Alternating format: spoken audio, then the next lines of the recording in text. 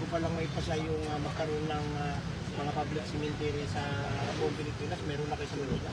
Pero ganito kami sa Manila. Yung batas na yun, dito po. Dito po kinupya sa Manila. Malaking pasalamat namin sa inyo dahil talagang dito sa Manila, dapat walang maiwan anumang paniniwala. Saka mahal. Yun na po yung ano namin, chicken board namin ay 11 lang. Align. Para gawin masa. Hindi lang po yung mga hindi lang po yung mga local na gagawin ang dumaalit dito. Hindi lang International. Mga puri po. Natutuwa naman sila sa Manila. Pinupuri tayo dito sa Manila. Dito po sa mga bata.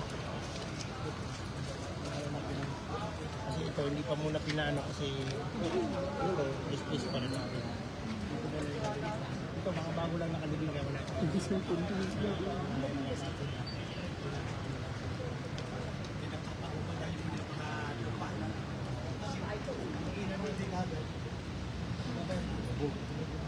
So, ang isang naisip ni Director na isang solusyon para hindi humupa yung pangilalim na nilagay ng kahoy na yung siminto na para hindi siya humupa.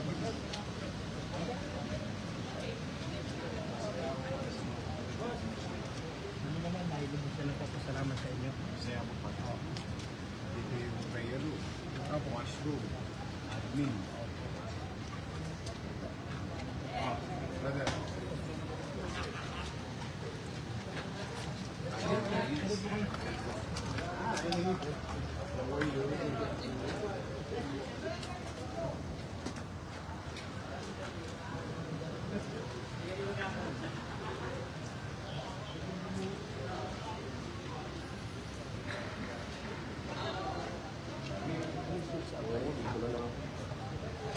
Nakita yung agent mo dito.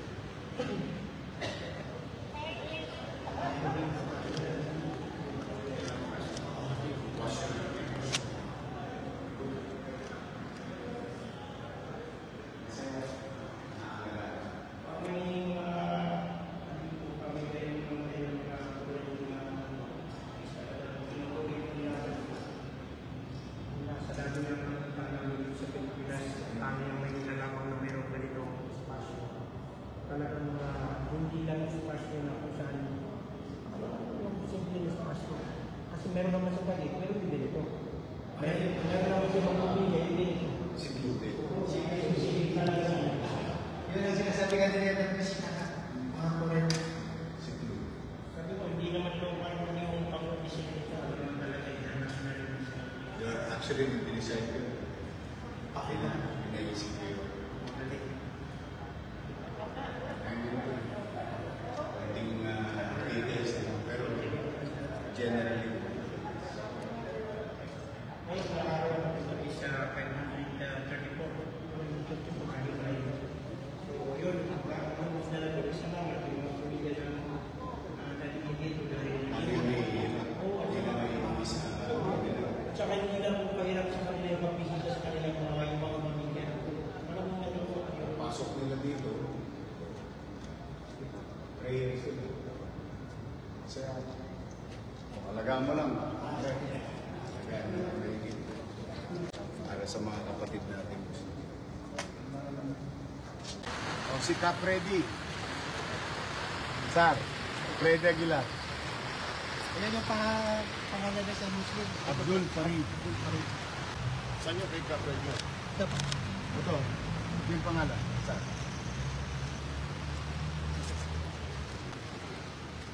Maayos oh, malinis.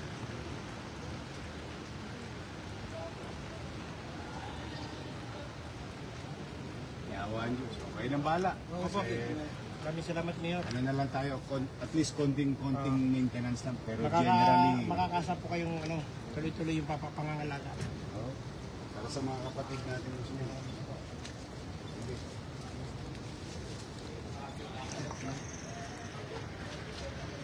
Ingat kayo.